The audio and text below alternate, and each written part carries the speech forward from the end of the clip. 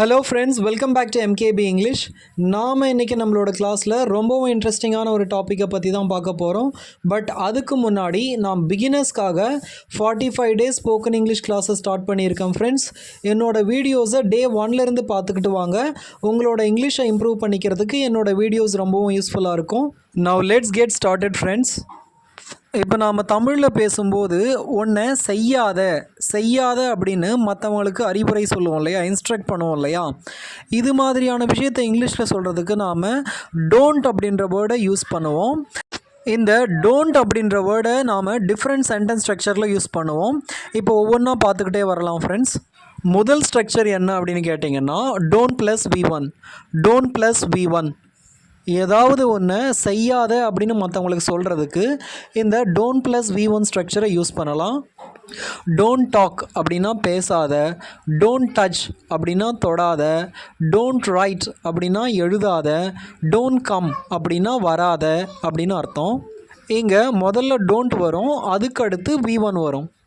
இது எல்லாருக்கும் தெரிஞ்சது தானே, நாம் டே டு டே லைஃப்பில் இது எல்லாருமே யூஸ் பண்ணுறது தானே அப்படின்னு நீங்கள் நினைக்கலாம். இது பேசிக் தான். இந்த டோன்ட்டை யூஸ் பண்ணி இன்னும் சில ஸ்ட்ரக்சர்ஸ் இருக்குது.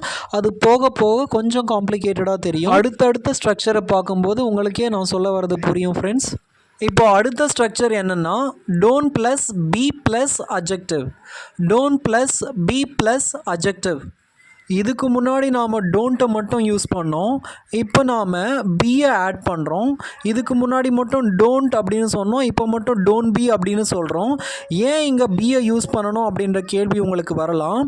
இப்போது டோன்ட்டுக்கு அடுத்து V1 வேர்பை யூஸ் பண்ணோம் அப்படின்னா நாம் டோன்ட் மட்டும்தான் யூஸ் பண்ணணும்.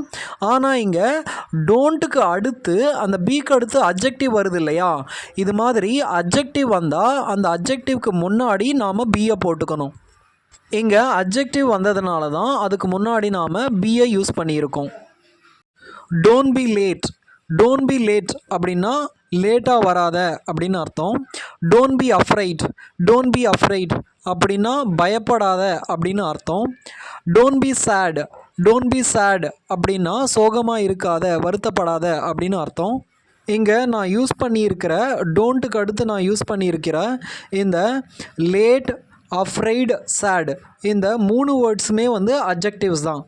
முதல்ல எனக்கு ஒரு சென்டென்ஸில் வேர்ப் எது அட்ஜெக்டிவ் எதுன்னே என்னால் ஐடென்டிஃபை பண்ண முடியலையே அப்படின்னு சில பேர் கேட்கலாம். அவங்களுக்கு நான் ஒரு சின்ன டிப் கொடுக்குறேன். பட் இது 100% உங்களுக்கு யூஸ் ஆகாது, 90% மட்டும்தான் யூஸ் ஆகும். இப்போது வேர்புக்கும் அட்ஜெக்டிவ்க்கும் நாம் எப்படி வித்தியாசம் கண்டுபிடிக்கலாம் அப்படின்னா, ஒரு வேர்பாக இருந்தது அப்படின்னா அதுக்கு V1, V2, V3, V4 இது 4மே இருக்கும். ஆனால் அட்ஜெக்டிவ்க்கு அப்படி இருக்காது. இப்போ நான் இதுக்கு முன்னாடி டோன்ட் டாக் அப்படின்னு சொன்னேன் இல்லையா, இந்த டாக் அப்படின்றது நாம் வேர்ப் அப்படின்னு எப்படி முடிவு பண்ணலாம் அப்படின்னா டாக்ட், டாக்கிங் இது மாதிரி 4 ஃபார்மும் அந்த டாக் அப்படின்ற வேர்புக்கு இருக்கும். ஆனால் இந்த அட்ஜெக்டிவ்க்கு அது மாதிரி இருக்காது. ஃபார் எக்ஸாம்பிள் இப்போ நாம் ஒரு அட்ஜெக்டிவ் யூஸ் பண்ணோம் இல்லையா, அஃப்ரைட் அப்படின்ற அட்ஜெக்டிவை எடுத்துக்குவோம். இதை நாம் அஃப்ரைடிங் அப்படின்லாம் சொல்ல முடியாது. இதுக்கு 4 ஃபார்ம்ஸ் இருக்காது. இதை வச்சு நாம் இது வேர்பா இல்லை அட்ஜெக்டிவா அப்படின்னு முடிவு பண்ணலாம். நான் ஏன் இது 100% ஒர்க் ஆகாது அப்படின்னு சொல்கிறேன்னா, இப்போது எக்ஸைட் அப்படின்ற வேர்டை எடுத்துக்கிட்டிங்க அப்படின்னா அது சில சமயம் வேர்பாகவும் இருக்கும். எக்ஸைட்டிங் அப்படின்னும் வரும். அதே சமயம் எக்ஸைட்டட் அப்படின்றது ஒரு அட்ஜெக்டிவ் கூட. இது மாதிரி ரெண்டுத்துக்கும் வரும்போது நம்மளுக்கு கொஞ்சம் கன்ஃபியூசிங்காக இருக்கும். மற்றபடி 90% நீங்கள் இந்த டிப்பை யூஸ் பண்ணிக்கலாம். இப்போ நாம் அடுத்த ஸ்ட்ரக்சரை பார்க்கலாம் ஃப்ரெண்ட்ஸ். அடுத்த structure don't plus subject plus V1.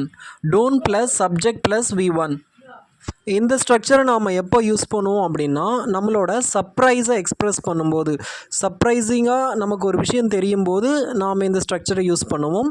அதே மாதிரி நம்மளோட கோபத்தை வெளிப்படுத்தும் போது, நம்மளோட கோபத்தை எக்ஸ்ப்ரெஸ் பண்ணும்போது இந்த ஸ்ட்ரக்சரை நாம் யூஸ் பண்ணுவோம். எக்ஸாம்பிள்ஸை பார்த்தோம் அப்படின்னா உங்களுக்கு புரியும்.